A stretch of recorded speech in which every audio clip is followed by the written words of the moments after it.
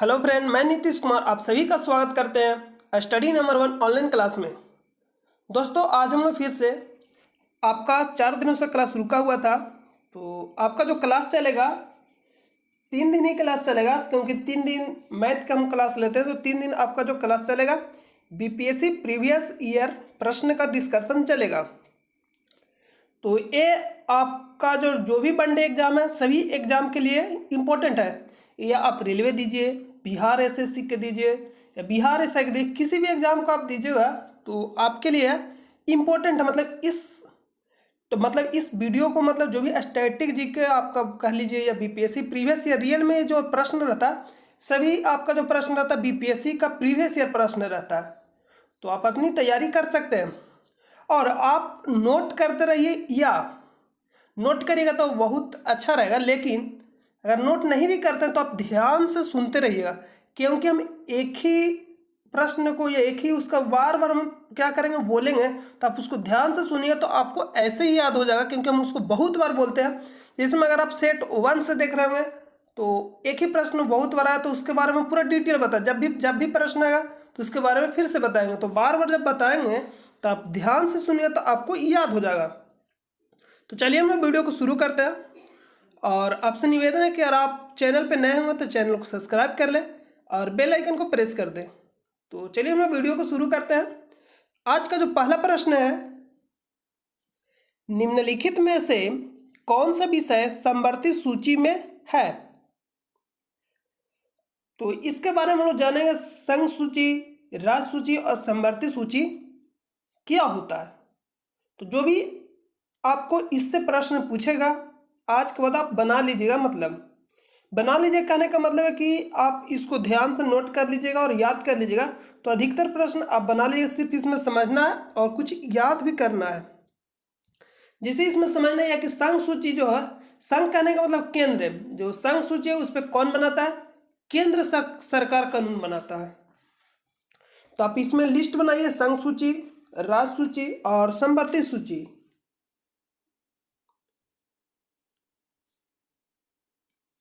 संघ सूची,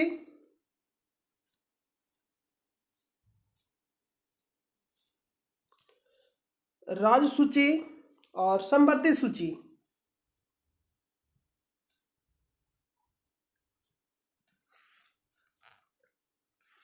और यहां कर लीजिए समवर्ती सूची। तो इतना ही पहले आप देख लीजिए राज्य सूची और संघ सूची। संघ सूची और राज्य सूची के बारे में। तो जो संघ सूची है इस पे जो कानून बनाता है, कौन बनाता है? केंद्र सरकार कानून बनाता है। और इसमें जो वर्तमान में विषय है, कितना विषय है? तो 100। वर्तमान में जो विषय है 100 है, लेकिन जो प्रारंभ में था कितना था? 97। जब संविधान में लागू हुआ था विषय तो कितना था? 97। इससे पहले कितना था? 97। और वर्तमान में है कितना? 100। आप इसको याद रखिएगा, लिख लीजिए वर्तमान में।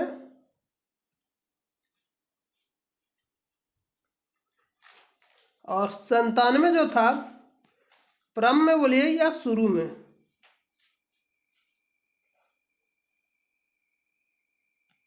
शुरू में। शुरू में कितना था? 97 विषय था संघ सूची में। और इसमें जो एग्जाम्पल लिखिएगा, संघ सूची कहने का मतलब है जो केंद्र सरकार का कंट्रोल हो। कहने का मतलब है केंद्र सरकार इस पे कंट्रोल करे। और कानून भी कौन बनाता है? केंद्र सरकार ही बनाएगा। जैसे में बैंकिंग, जिस पे भी केंद्र सरकार का कंट्रोल होगा उसको बोलेंगे संघ सूची। बैंकिंग, और बैंकिंग हो गया आपका। और इसमें लिखिएगा बीमा, बीमा, जनगणना, बीमा हो गया, जनगणना हो गया। और भी आप एग्जाम्पल लिख सकते हैं, मुद्रा हो गया, केंद्र राज हो गया, रक्षा और लेखा परीक्षा हो गया, व्यापार एवं वाणिज्य हो गया। तो इस तरह से आप लिख सकते हैं एग्जाम्पल में। एग्जाम्पल कहने का मतलब है जो संघ सूची उस पर कंट्रोल करे उसको हम बोलेंगे संघ सूची में रखें, जो केंद्र सरकार कानून बनाएगा। जो केंद्र सरकार उस पर कंट्रोल करे उसको बोलेंगे संघ सूची। आपको इतना विषय भी पूछ लेता तो आपको याद रखना है। और राज्य सूची कहने का मतलब जो राज्य सरकार कानून बनाए, इसमें आप कर सकते हैं कौन कानून बनाता है? केंद्र सरकार। इसमें आप लिख सकते हैं केंद्र सरकार कानून बनाता, केंद्र सरकार कानून बनाता। और राज्य सूची में आप लिख सकते हैं, इसमें जो जब लागू हुआ था कितना विषय था? 61, लेकिन जो बाद में घटाकर कर दिया गया, सॉरी लागू जब हुआ था तो 66 था, बाद में घटाकर इसको कर दिया गया 61। 61 करने का मतलब 5 इससे निकाल लिया गया और घटाकर कर दिया 61, और इसको जाकर जोड़ देगा समवर्ती सूची में।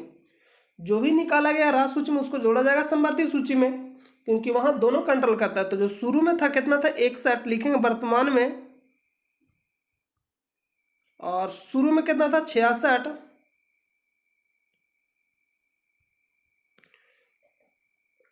और इस पे जो कानून कौन बनाता है?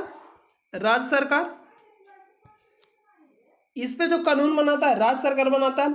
और इसमें एग्जाम्पल में लिख सकते हैं, जो विषय हो जाएगा, विषय इसमें लिख सकते हैं पुलिस,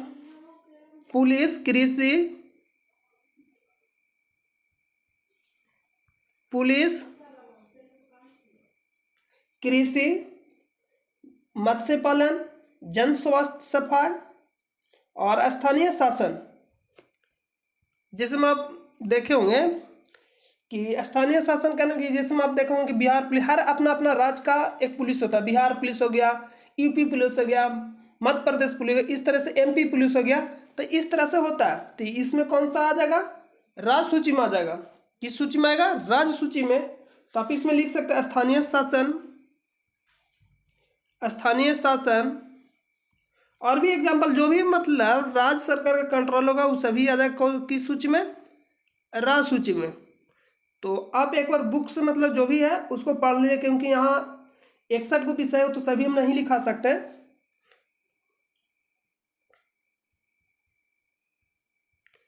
स्थानीय शासन, तो आप इसको ध्यान दीजिएगा। और इसमें लिखिएगा समवर्ती सूची में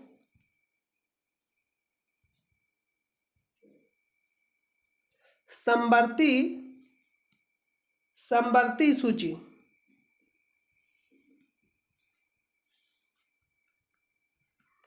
समवर्ती सूची में लिखा जो वर्तमान में विषय कितना? 52। अभी हम आपको बताएं कि राज्य सूची में जो विषय था शुरू में 66 विषय था, लेकिन फिर जो था 5 विषय को मतलब वो निकाल लेगा, उसमें से घटाकर 61 विषय कर दे। इसको ला के कहाँ जोड़ा गया? समवर्ती सूची में। तो समवर्ती सूची में जो वर्तमान में था 52 विषय हो गया, और शुरू में कितना था? 47। वर्तमान में 52 विषय और शुरू में 47, क्योंकि 5 जो था निकाल के जोड़ा गया राज्य सूची से। तो आप इसको भी ध्यान दीजिएगा। और किस संविधान संशोधन द्वारा इसको हटाया गया था? तो 42वें संविधान संशोधन द्वारा। और एक कब हुआ था? 1976 में। राज्य सूची के 5 विषय को कहाँ जोड़ा गया था? समवर्ती सूची में शामिल किया गया। और ये कौन कौन थे? तो वन हो जाएगा, शिक्षा हो जाएगा, नाप एवं तौल हो जाएगा, वन्य जीवों एवं पक्षियों का संरक्षण तथा न्याय का प्रशासन। तो ये था 5 विषय जो जिसको निकालकर राज्य सूची से समवर्ती सूची में जोड़ा गया। तब विषय को भी ध्यान दीजिएगा। और इसमें आप लिख लीजिएगा, इसमें जो कानून बनाएगा इसमें राज्य सूची में ऐड कर लीजिएगा कि राज्य सूची में जो कानून बनाता है ये कौन बनाता है? राज्य सरकार इसमें कानून बनाएगा। और जो समवर्ती सूची, समवर्ती कहने का दोनों का देगा। जैसे मैं केंद्र सरकार और राज्य सरकार दोनों का, केंद्र और राज्य सरकार दोनों कानून बनाएगा। इसमें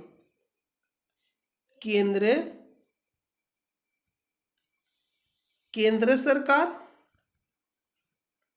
और राज्य सरकार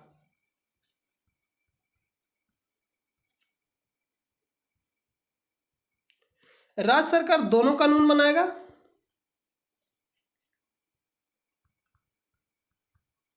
दोनों कानून बनाता है, दोनों कानून बनाएगा इसमें। लेकिन परंतु केंद्र सरकार का जो कानून होगा मान्यता मिलता है। लेकिन इसमें लिख लीजिएगा नोट पॉइंट करके, जैसे मैं मान लीजिए लेकिन लेकिन लेकिन केंद्र सरकार का ही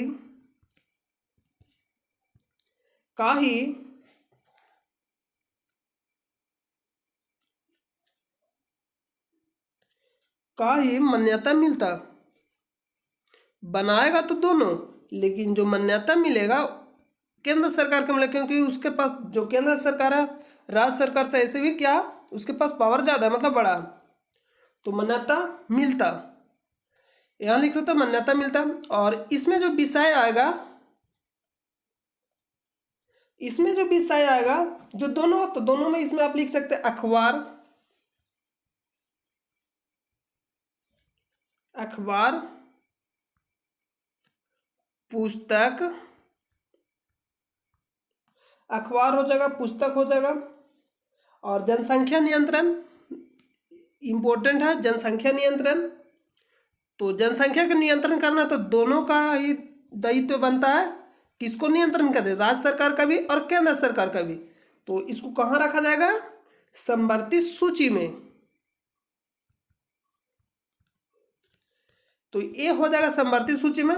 और यहाँ जो आपको बताया राज्य सूची में, तो आप इसमें नोट करके लिख लीजिएगा कि कभी कभी क्या होता है कि राज्य सरकार भी कानून बनाता है, राष्ट्रीय हित से संबंधित जो रहेगा उन पर केंद्र सरकार भी कानून बना सकता है। तो कभी कभी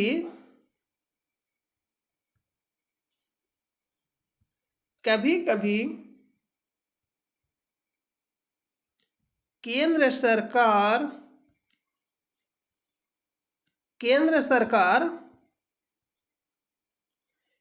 सरकार कानून बनाता, कभी कभी क्या करता है कि केंद्र सरकार कानून बनाता। तो इसको क्वेश्चन में करके लिख सकते हैं राष्ट्रीय हित। जब राष्ट्रीय हित की बात आता है तो इसमें जो होगा कौन बनाएगा कानून, केंद्र सरकार, केंद्रीय सरकार।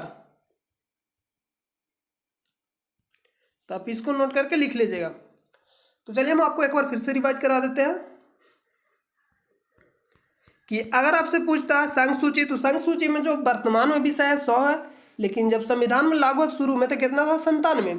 तो जिसपे संघ सूची मतलब केंद्र सरकार का कंट्रोल हो, जैसे में बैंकिंग, बीमा, जनगणना, ये सभी क्या है केंद्र सरकार के पास है। मुद्रा हो गया, केंद्र राज्य व्यापार एवं वाणिज्य हो गया, लेखा परीक्षा हो गया। लेखा परीक्षा का मतलब जो आयोग द्वारा किया जाता है, जैसे हम लोग ले सकते हैं यूपीएससी। तो इस तरह का जो भी हो जाएगा कहाँ जाएगा संघ सूची में। और राज्य सूची में 61 विषय वर्तमान में, लेकिन शुरू में था 66।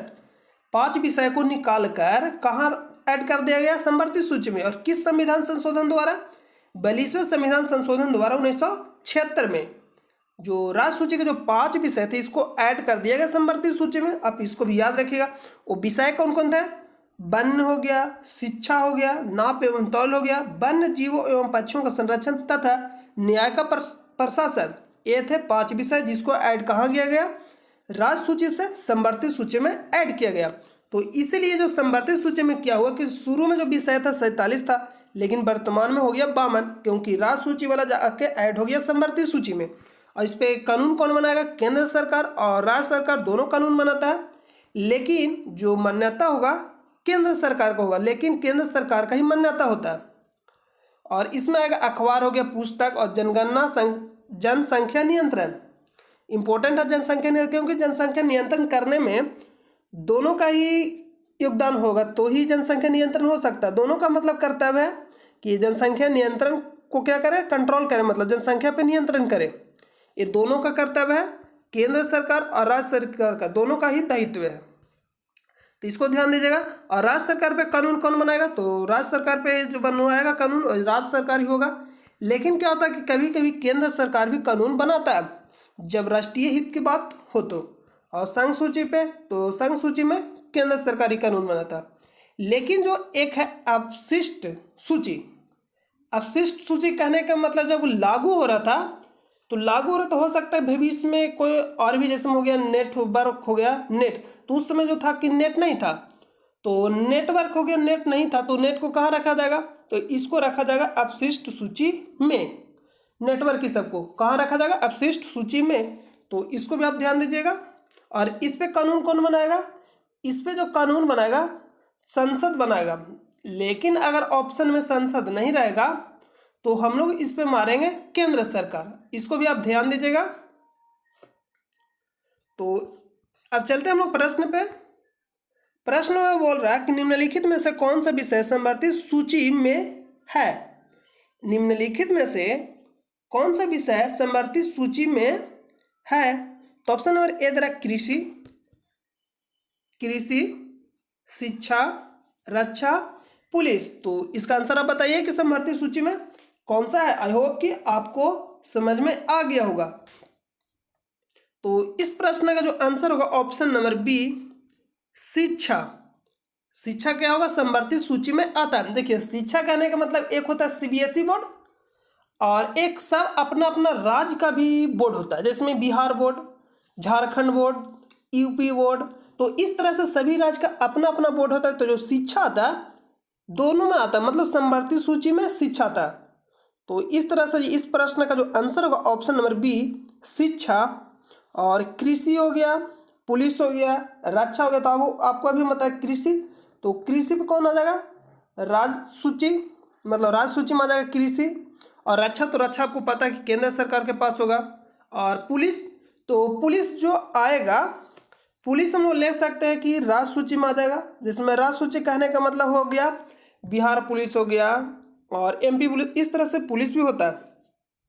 तो आप इसको ध्यान दीजिएगा। आई होप कि आपको समझ में आ गया होगा। पुलिस कहने का मतलब स्थानीय शासन, जैसे में हो गया Bihar police, UP police, MP police. तो इस तरह से जो पुलिस आएगा कहाँ आएगा, राज्य सूची में आएगा। नाम से ही पता चल जाता है। तो इस प्रश्न का जो आंसर होगा ऑप्शन नंबर बी, शिक्षा। अगला प्रश्न पे चलते हैं। 2 नंबर प्रश्न है कि जिस समिति की सिफारिश पर भारत में पंचायती राज की स्थापना की गई उसका अध्यक्ष कौन था। अशोक मेहता, डॉक्टर इकबाल नारायण, बलवंत राय मेहता, जीवराज मेहता। तो इसमें से आंसर का लिख रहा है कि जिस समिति की सिफारिश पर भारत में पंचायती राज की स्थापना की गई उसका अध्यक्ष कौन था। तो इसमें जो 2 थे इंपॉर्टेंट थे, एक जो ऑप्शन में है अशोक मेहता, एक बलवंत राय मेहता। 2 ही को आपको याद रखना है पंचायती राज सूची से, मतलब पंचायती राज व्यवस्था से। 2 का नाम आपको याद रखना है, अशोक मेहता और बलवंत राय मेहता। तो चलिए हम इसके बारे में कुछ जान लेते हैं, इनके बारे में। तो पंचायती राज में आपसे पूछता है त्रिस्तरीय पंचायती राज व्यवस्था किस समिति की सिफारिश में आया। तो लिखिएगा बलवंत राय मेहता, त्रिस्तरीय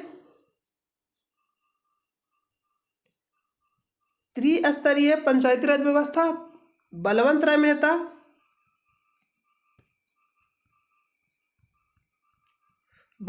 मेहता, और एक है द्विस्तरीय। एक क्या है, द्विस्तरीय।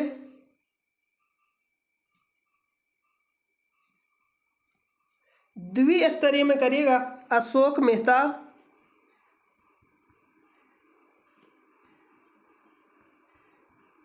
अशोक मेहता। तो आपको इस तरह से याद देखिए बलवंत राय मेहता, 3 शब्द हो जाएगा बलवंत राय मेहता, यहाँ राय है तो इसमें जो शब्द हो जाएगा 3 बलवंत राय मेहता। तो 3 से हो जाएगा त्रिस्तरीय और द्विस्तरीय में हो जाएगा अशोक मेहता। 2 शब्द है तो अशोक मेहता हो जाएगा 2 शब्द। आप शब्द समझते ही होंगे, जैसे अशोक तो अशोक एक शब्द हो गया और मेहता एक शब्द, 2 को हो जाएगा 2 शब्द। अशोक और मेहता अलग अलग तो 2 शब्द, तो 2 से हो जाएगा द्विस्तरीय और 3 से हो जाएगा त्रिस्तरीय। त्रिस्तरीय कहने का मतलब हो गया कि जो बलवंत राय मेहता का जो कहना था कि ग्राम स्तर पे पंचायत हो जाएगा, जो ग्राम स्तर पे होगा पंचायत हो जाएगा, और जैसे हो गया ब्लॉक स्तर पे पंचायत समिति होगा, और जो जिला स्तर पे होगा जिला परिषद को होगा। और जो अशोक मेहता का कहना था कि डायरेक्ट जो होगा ग्राम स्तर पे होगा और एक जिला स्तर पे होगा। तो अब चलिए हम लोग प्रश्न पे चलते हैं। इसमें और एक इम्पोर्टेंट है, आपको दो ये याद रखना बहुत ज़्यादा इम्पोर्टेंट है। और अनुच्छेद कहाँ रखा गया था? 40 में, इसके बारे में बताया गया। अनुच्छेद 40 में बताया गया, अनुच्छेद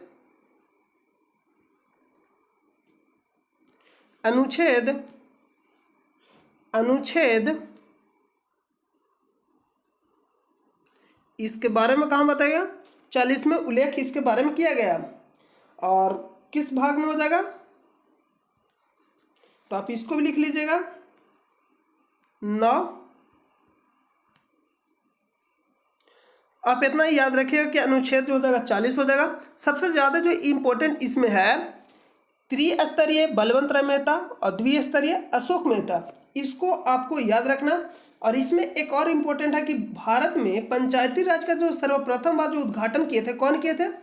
जो तत्कालीन प्रधानमंत्री थे पंडित जवाहरलाल नेहरू, इनके द्वारा किया गया था। पंडित जवाहरलाल नेहरू के द्वारा किया गया था। और एक कहाँ किया गया था? तो 2 अक्टूबर 1959 को राजस्थान के नागौर में किया गया था। आप इसको याद रखिएगा। और आपको मालूम है पंचायत चुनाव के लिए कितना चाहिए न्यूनतम आयु? 21 वर्ष।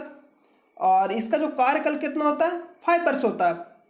हाँ, जो एक और इम्पोर्टेंट है वो है आपका कि किस संविधान संशोधन द्वारा इसे लागू किया गया था?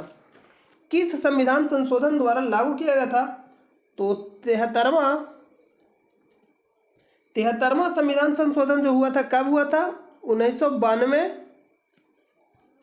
1992 में इसको लागू किया था। मतलब 1992-93 में इसको क्या गया था? लागू किया गया था। भाग कौन लागू किया गया था? तो 9 में इसके बारे में बताया गया। 9 को ऐड किया गया और अनुच्छेद 40 में इसके बारे में उल्लेख है।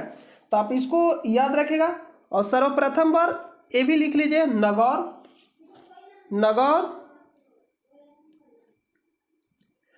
में लागू किया गया था। कब लागू किया गया था?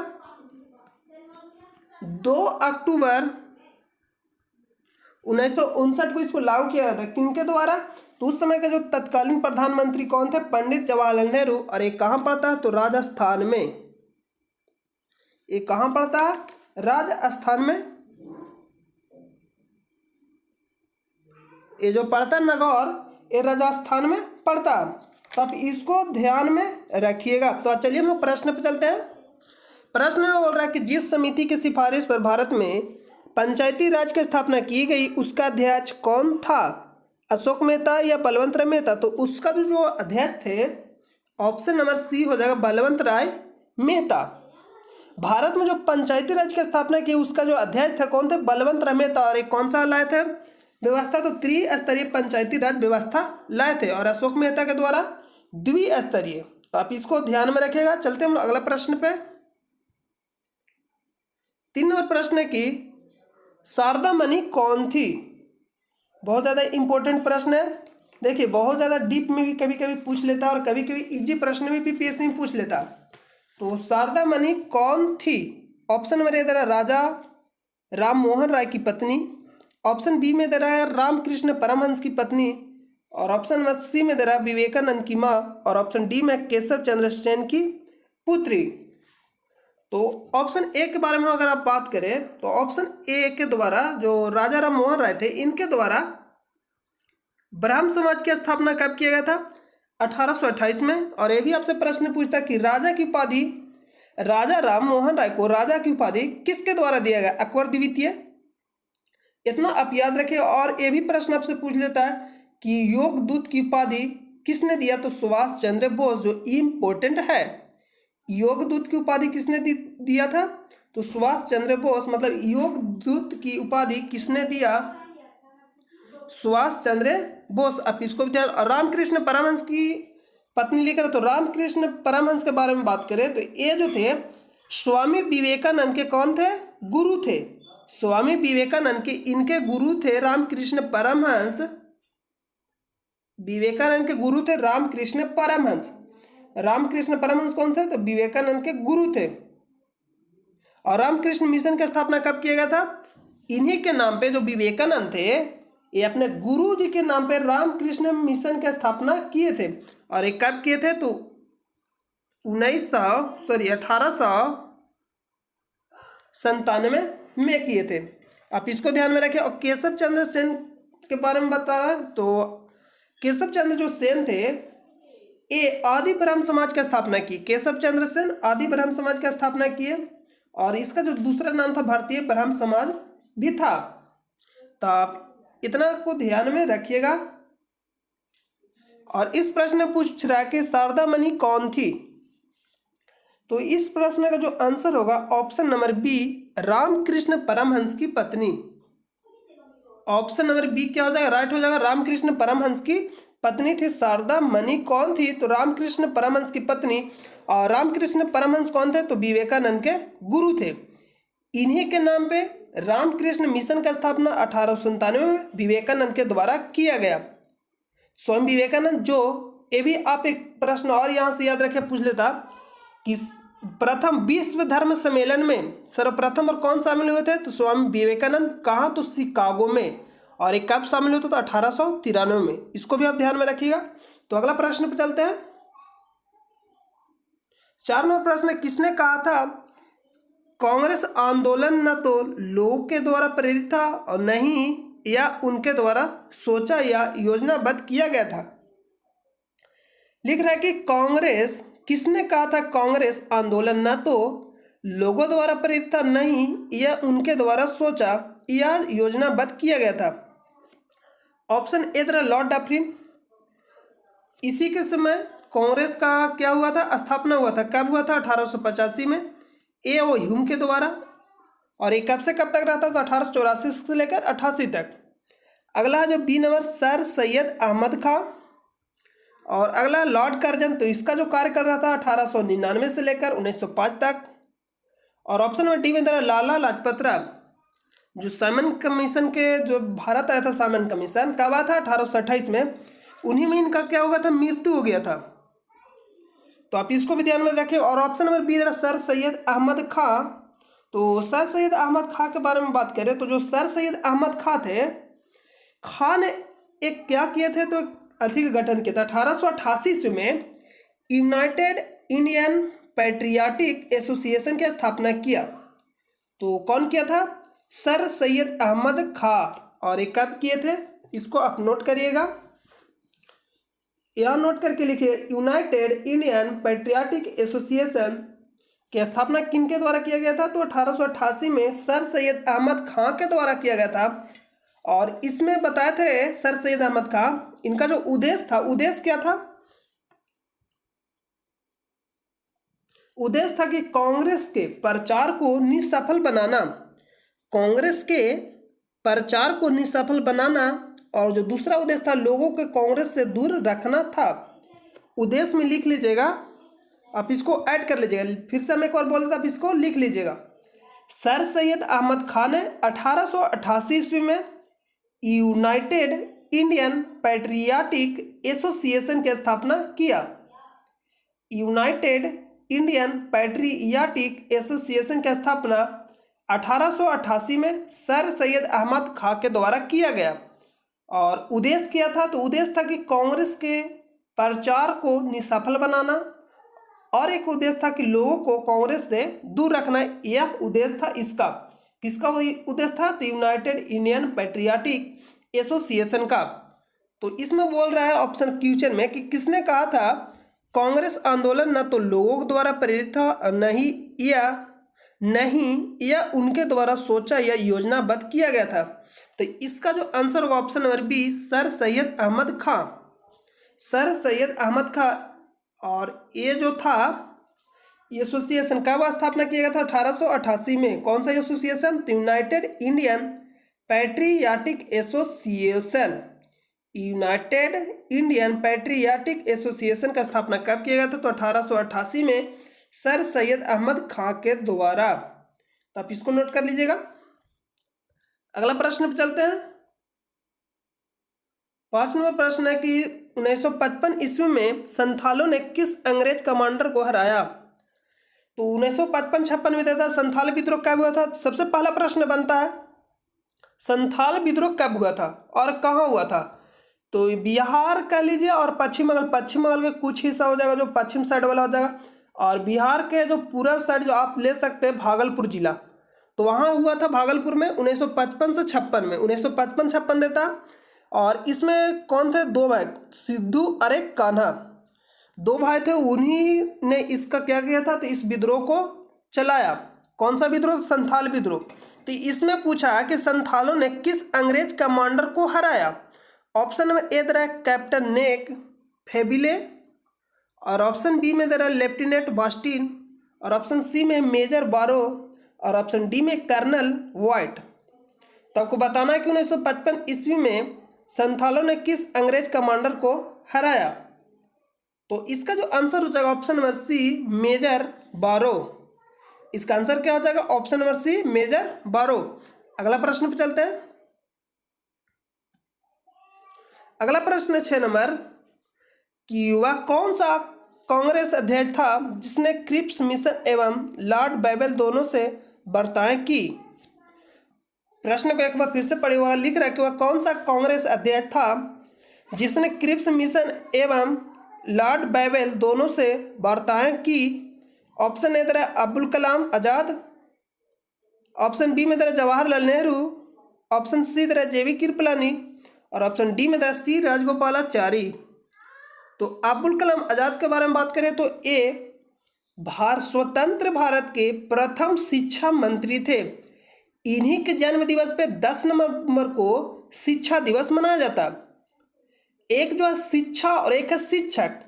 शिक्षक जो है वो शिक्षा देता है, मतलब शिक्षक है जो शिक्षा देता है, तो शिक्षक दिवस अलग और शिक्षा दिवस अलग है। शिक्षा दिवस जो मनाया जाता है अब्दुल कलाम आजाद के जन्म दिवस पे मनाया जाता है 10 नवंबर को, और जो शिक्षक दिवस है ये 5 सितंबर को मनाया जाता है सर्वपल्ली राधाकृष्णन के जन्म दिवस पे। तब दोनों को याद रखिएगा। और जवाहरलाल नेहरू ये भारत के प्रथम प्रधानमंत्री थे, और इन्हीं का सबसे ज़्यादा दिन रहने का प्रधानमंत्री का भी रिकॉर्ड है। और जेबी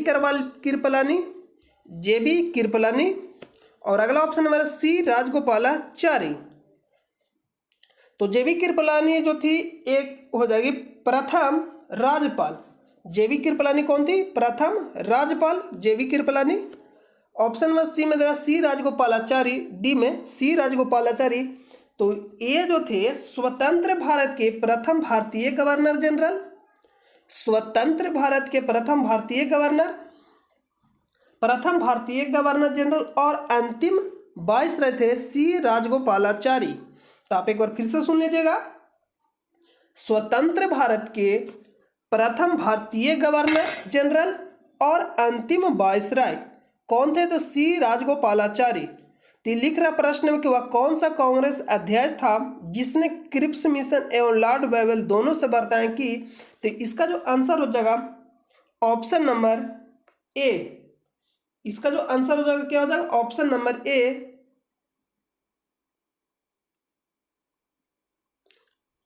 अब्दुल कलाम आजाद। आंसर क्या हो जाएगा? Option number A Abdul Kalam Azad. और ये जो अधिवेशन में शामिल हुए थे, कांग्रेस का अधिवेशन कब किए थे? तो 1940 से 46, और अधिवेशन कहाँ हुआ था? रामताप, जो रामताद कहाँ पड़ता है? ये महाराष्ट्र में पड़ा था। 1940 से 46 लिखिएगा, अधिवेशन में शामिल हुए थे, और ये कहाँ पड़ता है? महाराष्ट्र में, रामताद।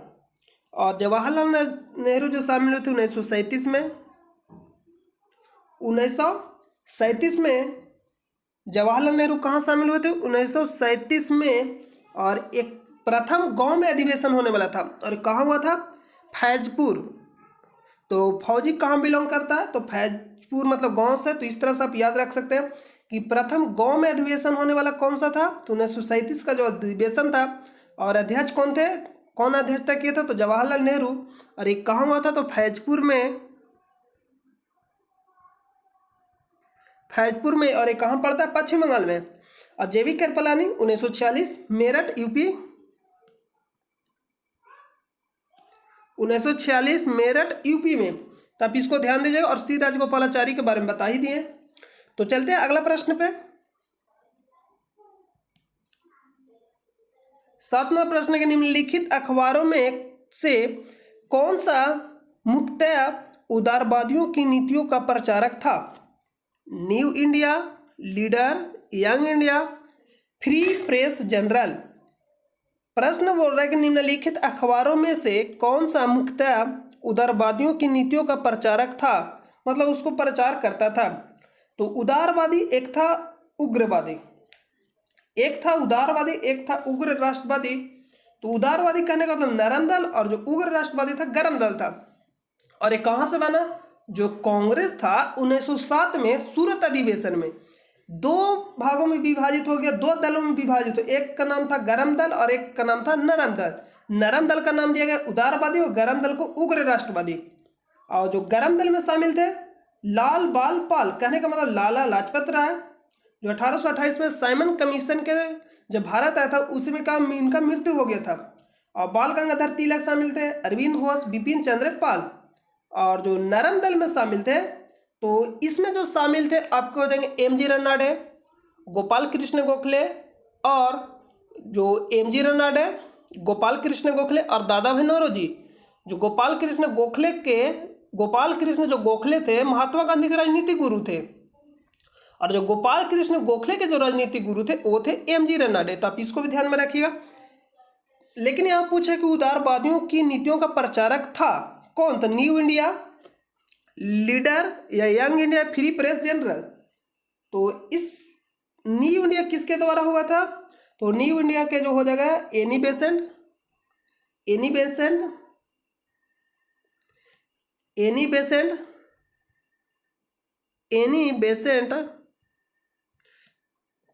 न्यू इंडिया के संपादक एनी बेसेंट। और लीडर बोले तो मदन मोहन मालवीय लिख लीजिएगा, मदन मोहन मालवीय। और Young India Mahatma Gandhi. Young India के संपादक कौन थे? तो Mahatma Gandhi. Free Press, Journal. तो इसमें जो आंसर हो जाएगा ऑप्शन नंबर बी, लीडर। इसका आंसर क्या हो जाएगा? Option number B, Leader. अगला प्रश्न पे चलते हैं। 8 नंबर, अमृत बाजार पत्रिका की स्थापना किसने की? गिरीश चंद्र घोष, हरीश चंद्र मुखर्जी, एस.एन. बनर्जी, शिशिर कुमार घोष। तो अगर आप सेट नंबर 1 से देख रहे होंगे, देखिए आप अगर सेट नंबर 1 से अगर जुड़े रहते हैं तो आपको कहीं भी दिक्कत नहीं होगा। आपको इतना बार बताया जाएगा कि आप अगर सिर्फ ध्यान से सुनते हुए रहेंगे तो आपको याद हो जाएगा, क्योंकि एक ही प्रश्न बार बार आता था, हम उसको बार बार रिपीट करते। तो आपको सिर्फ ध्यान से क्या करना, सुनना है और आपको याद हो जाएगा। अगर आप नोट करना चाहते हो तो आप नोट भी कर सकते हैं, उससे डबल फायदा हो जाएगा यह कि आप रिवीजन भी आप कर सकते हैं दोबारा से। तो इसमें लिख रहा है कि अमृत बाजार पत्रिका की स्थापना किसने की? ऑप्शन ए दे रहा है गिरीश चंद्र घोष, ऑप्शन बी दे रहा है हरीश चंद्र मुखर्जी, और ऑप्शन सी दे रहा है एस.एन. बनर्जी, और ऑप्शन डी में दे रहा है शिशिर कुमार घोष। तो हम आपको बताए थे याद करने का, इसमें जो तरीका बताए थे अमृत बाजार पर। अमृत कहने का मतलब अमृत हम लोग कहाँ रखते हैं? सीसी में। तो सीसी से याद करना था शिशिर कुमार घोष। तो इसका जो आंसर हो जाएगा option number D, Shishir Kumar Ghosh. अमृत को कहाँ रखना है? सीसी में। तो इस तरह से आंसर हो जाएगा option number D, Shishir Kumar Ghosh. अगला प्रश्न पे चलते हैं। 9 नंबर प्रश्न के गांधी इरविन समझौते के हस्ताक्षरित होने में किसने महत्वपूर्ण भूमिका निभाई? तो गांधी इरविन समझौता कब हुआ था? 5 मार्च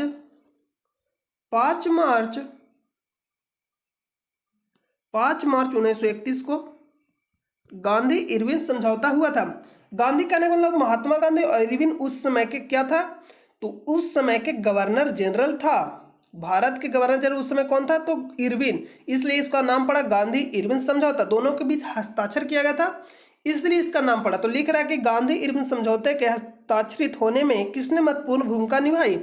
मोतीलाल नेहरू, मदन मोहन मालवीय, तेज बहादुर सप्रू या चिंतामणि। तो इसका जो राइट आंसर हो जाएगा ऑप्शन नंबर सी, तेज बहादुर सप्रू। इसका आंसर क्या हो जाएगा? ऑप्शन नंबर सी, तेज बहादुर सप्रू। और कहाँ हुआ था समझौता? तो दिल्ली में हुआ था। तो इसमें जो शामिल तो मतलब किनके प्रयासों से हुआ था यह, तो उसमें नाम पूछे तो आप नाम को ऐड कर लीजिएगा। एम.आर. जयकर, चलिए हम आपको लिख देते हैं। तो जो ऑप्शन में रहता है, लेकिन ऑप्शन में तेज बहादुर सप्रू, तो यहाँ आंसर हो जाएगा। लेकिन चलिए हम आपको लिख देते हैं, उसके बाद आंसर पे आपको बताता है और भी क्लियर हो जाएगा। MR सप्रू,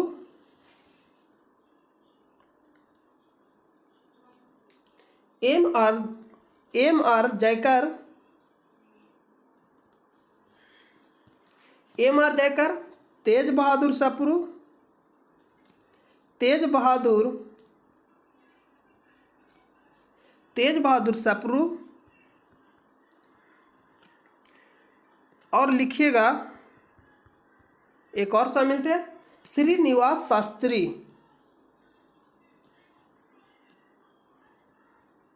श्रीनिवास शास्त्री। तो इन सभी के प्रयासों से गांधी इरविन समझौता हुआ था।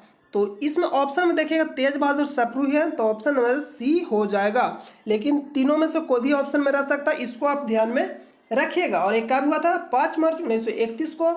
किन के बीच हुआ था? गांधी और इरविन के बीच हुआ था, इसलिए इसका नाम पड़ा गांधी इरविन समझौता।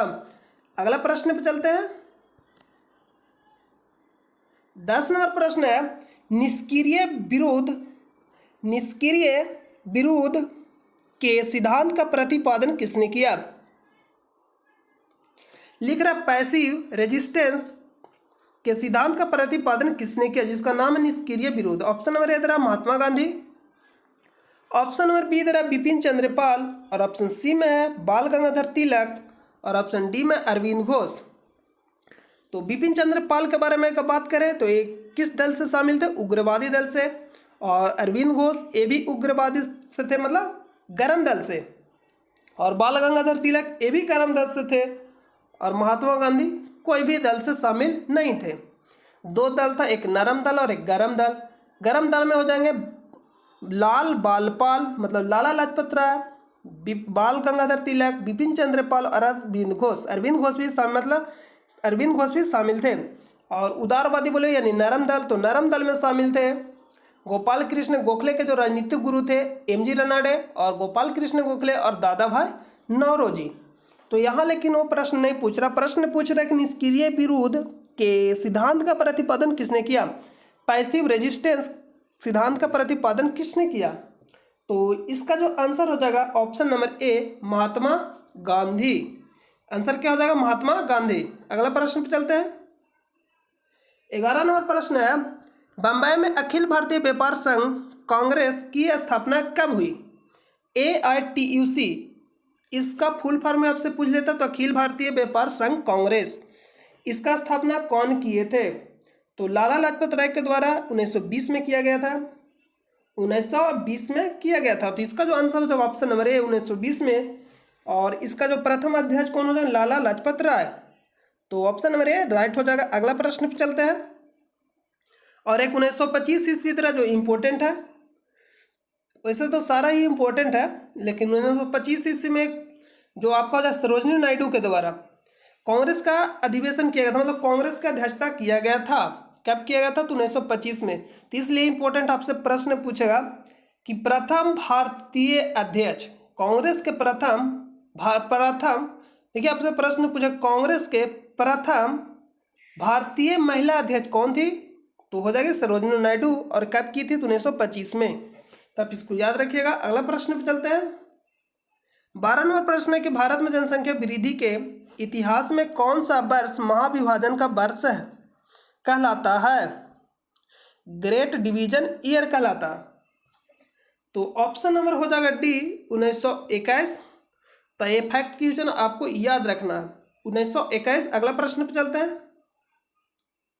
भारत में सबसे अधिक कॉफी उत्पादन करने वाला राज्य कौन सा है? महाराष्ट्र, कर्नाटक, तमिलनाडु, केरल। तो इस प्रश्न का जो सही जवाब ऑप्शन नंबर बी कर्नाटक। ये कहाँ पड़ता है? तो पश्चिमी तट पे पड़ता है कर्नाटक। अगला प्रश्न पे चलते हैं। 14 नंबर प्रश्न है कि पंचायत के चुनाव कराने हेतु तो निर्णय किसके द्वारा लिया जाता है? केंद्र सरकार, राज्य सरकार, जिला न्यायाधीश या चुनाव आयोग। तो इस प्रश्न का जो सही जवाब ऑप्शन नंबर बी राज्य सरकार, क्योंकि पंचायत के चुनाव कराने हेतु तो निर्णय किसके द्वारा लिया जाता है? तो राज्य सरकार के द्वारा लिया जाएगा।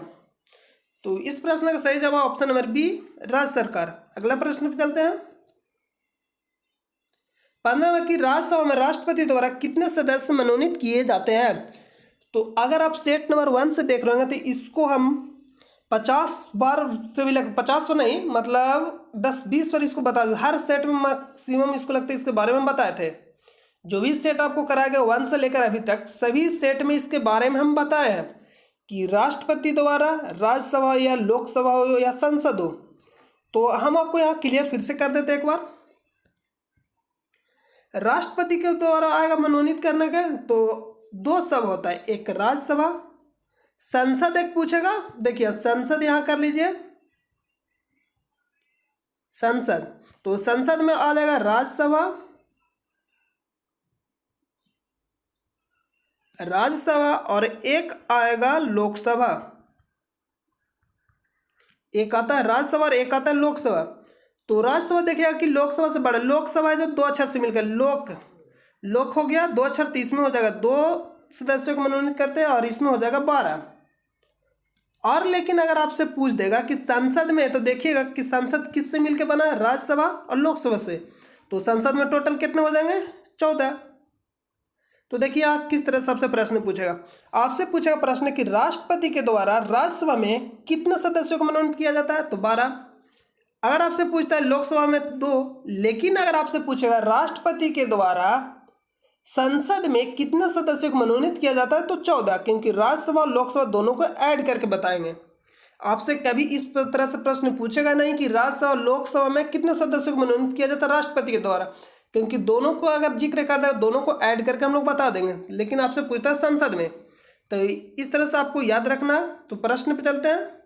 तो राज्यसभा में राष्ट्रपति द्वारा कितने सदस्यों को मनोनीत किया जाता है, तो ऑप्शन नंबर 2 दे रहा है। 10 और 15 तो होगा नहीं, क्योंकि 10 और 15 तो होता ही नहीं, तो ये होगा नहीं, या तो 2 होगा या तो 12। तो 12 इसका आंसर हो जाएगा और 2 कहाँ हो जाएगा, लोकसभा में, और संसद बोलेगा तो 14, क्योंकि 12 और 2 को ऐड कर देते हैं। अगला प्रश्न पे चलते हैं। इसका जो सही जवाब ऑप्शन नंबर सी, 12।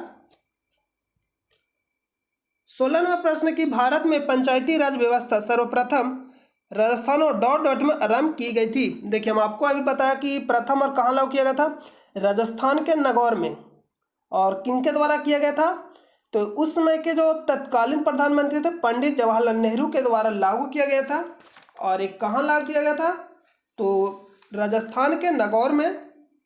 और एक कब लागू किया गया था, 2 अक्टूबर 1959 को, 2 अक्टूबर 1959 को। लेकिन आपसे यह प्रश्न पूछा ही ना, पूछ रहा कि सर्वप्रथम राजस्थान और डॉट में आरंभ की गई थी। ऑप्शन इधर हरियाणा, गुजरात, उत्तर प्रदेश, आंध्र प्रदेश। तो इसका जो सही जवाब होगा option number D, Andhra Pradesh. दोनों जगह लागू किया था और आंसर हो जाएगा Andhra Pradesh, option number D. आपको दोनों को ध्यान में रखना है। अगला प्रश्न चलते हैं। 17 नंबर की मौर्य काल में शिक्षा का सर्वाधिक प्रसिद्ध केंद्र था, वैशाली, तक्षशिला, नालंदा, उज्जैन। तो अगर आप टेलीग्राम चैनल से जुड़े होंगे तो टेलीग्राम चैनल पे आज ही प्रश्न यह दिया गया था। तो आप अगर जुड़े होंगे, अगर नहीं जुड़े हैं तो आप जाकर टेलीग्राम चैनल सर्च कर लीजिएगा। टेलीग्राम में जाकर स्टडी नंबर 1, स्टडी और नंबर 1 जो सर्च करना NO1, या आप वीडियो के डिस्क्रिप्शन में चले जाइएगा, वहाँ से आपको लिंक मिल जाएगा और आप टेलीग्राम चैनल से जुड़ जाइएगा। वहाँ आपको प्रैक्टिस करने के लिए दिया जाता है बिल्कुल ओरिजिनल प्रश्न, क्योंकि आपके पास इतना टाइम नहीं है कि आप ऐसे तो पढ़ना बहुत है, लेकिन आपको वही पढ़ना जो आपसे पूछता है एग्जाम में। तो यह प्रश्न आपको दिया गया था टेलीग्राम पे। तो इस प्रश्न का जो आंसर हो जाएगा ऑप्शन नंबर सी, तक्षशिला। और तक्षशिला आपको बता दें उस समय के आचार्य कौन थे, तो उस समय के जो आचार्य थे चाणक्य थे। वहाँ के आचार्य, तक्षशिला के जो आचार्य थे उस समय के कौन थे, चाणक्य थे। तो मौर्य काल में शिक्षा का सर्वाधिक प्रसिद्ध केंद्र था तो तक्षशिला। अगला प्रश्न पे चलते हैं। 18 नंबर, मगध की प्रथम राजधानी कौन सी थी, पाटलिपुत्र, वैशाली, गिरिब्रिज। तो ऑप्शन नंबर सी हो जाएगा गिरिब्राज या राजगिरी, जिसका आंसर नंबर सी हो जाएगा। और यहीं पर एक सतपर्णी नाम का गुफा था, उसमें प्रथम बौद्ध संगीति का आयोजन किया गया था। और ये भी पूछ लेता किसके शासनकाल में किया गया था, तो अजातशत्रु के शासनकाल में किया गया था। और कब किया गया था, तो 483 ईसा पूर्व में किया गया था। तो इस तरह से आपसे प्रश्न पूछ लेता है। तो ये सब सारा आपको पढ़ा दिया गया। तो आप अगर वीडियो को शुरू से नहीं देखें तो अगर जाकर देख लीजिएगा। तो इसका आंसर हो जाएगा ऑप्शन नंबर सी, गिरिब्रज या राजगिरी। अगला प्रश्न पे चलते हैं। 19वां प्रश्न है कि महात्मा बुद्ध ने अपना पहला धर्म चक्र परिवर्तन किस स्थान पर दिया था। धर्म चक्र परिवर्तन कहने का मतलब है, तो धर्म चक्र परिवर्तन मतलब प्रथम बार उपदेश कहाँ दिए थे महात्मा बुद्ध। ऑप्शन नंबर इधर है लुम्बिनी में, सारनाथ में, पाटलिपुत्र में या वैशाली में। तो जो प्रथम उपदेश दिए थे प्रथम बार वो कहाँ दिए थे, सारनाथ में दिए थे। और ये कहाँ पड़ता है, यूपी में पड़ता है। सारनाथ एक जो पड़ता है यूपी में पड़ता है सारनाथ। तो आप इसको भी ध्यान में रखिएगा। प्रथम धर्म चक्र परिवर्तन किस स्थान पर दिया था, तो सारनाथ में। और ये कहाँ पड़ता है, यूपी में, यूपी में। तो इसको आप ध्यान में रखिएगा। और आपसे प्रश्न दो और प्रश्न पूछता है, एक होता महापरिनिर्वाण, एक होता महापरिनिष्क्रमण। एक होता महापरिनिर्वाण और एक होता महाविनिष्क्रमण। तो महापरिनिर्वाण कहने का मतलब है, देखिए एक महापरिनिर्वाण कहने का मतलब होगा कि जब महात्मा बुद्ध को मृत्यु होगा तो उसको हम बोलते हैं, बौद्ध धर्म में बोला जाता है महापरिनिर्वाण। मृत्यु को बौद्ध धर्म में महापरिनिर्वाण बोला जाता है। और उसी को जब मान लीजिए कि बौद्ध धर्म में कोई गृह त्याग कर देता तो उसको हम बोलते हैं महाविनिष्क्रमण। बौद्ध धर्म में अपना अपना है, तो सब धर्म अपना है, तो सब धर्म में अलग अलग नाम है। तो उसी को बोलते हैं मृत्यु को महापरिनिर्वाण और गृह त्याग को बोलते हैं महाविनिष्क्रमण। तो आप इसको भी ध्यान दीजिएगा। इस प्रश्न का जो सही जवाब होगा ऑप्शन नंबर सी, सारनाथ में। और ज्ञान की प्राप्ति कहाँ हुआ था, तो बोध गया में। अगला प्रश्न पे चलते हैं। 20वां प्रश्न है कि महात्मा बुद्ध का महापरिनिर्वाण कहाँ हुआ था। महात्मा बुद्ध का महापरिनिर्वाण कहाँ हुआ था। तो अभी आपको बताया कि महापरिनिर्वाण कहने का मतलब है कि मृत्यु। बौद्ध धर्म में मृत्यु को बोला जाता है महापरिनिर्वाण। तो ऑप्शन इधर है लुम्बिनी में, बोध गया में, कुशीनगर में, कपिलवस्तु में। तो ऑप्शन नंबर सी हो जाएगा कुशीनगर में। और ये कहाँ पड़ता है, यूपी में। सॉरी, ये जो सारनाथ होता है यूपी में नहीं पड़ता है। ये जो आपको हो जाएगा, ये जो सारनाथ हो जाएगा ये आपको हो जाएगा बनारस के आसपास पड़ता है। तो हाँ यूपी, ये भी सही है। और ये भी कुशीनगर यूपी में। तो इसका जो आंसर हो जाएगा ऑप्शन नंबर सी, कुशीनगर में। महापरिनिर्वाण कहे तो महात्मा बुद्ध का मतलब मृत्यु कब हुआ था, मतलब कहाँ हुआ था, तो कुशीनगर में। और ये कहाँ पड़ता है, यूपी में पड़ता है। तो आप इसको ध्यान में रखें। बोध गया, तो यहाँ बुद्ध भगवान को ज्ञान की प्राप्ति हुआ था। तो इस प्रश्न का जो सही जवाब ऑप्शन नंबर सी। और कपिलवस्तु जो लुम्बिनी दे रहा है, तो कपिलवस्तु पड़ता है लुम्बिनी में। कपिलवस्तु में महात्मा बुद्ध को जन्म हुआ था। कपिलवस्तु में क्या होता है, महात्मा बुद्ध को जन्म हुआ था। तो आप इसको भी ध्यान में रखिएगा। और एक कब हुआ था, तो 563 ईसा पूर्व जन्म हुआ था। और मृत्यु कब हुआ था, तो 483 ईसा पूर्व में मृत्यु हुआ था। और कहाँ हुआ था, कुशीनगर में। लेकिन मृत्यु यहाँ नहीं लिखता। इसको हम बौद्ध धर्म में बोलते हैं महापरिनिर्वाण मृत्यु को। और गृह त्याग को बोलते हैं महाविनिष्क्रमण। आई होप कि आपको क्लियर हो गया होगा।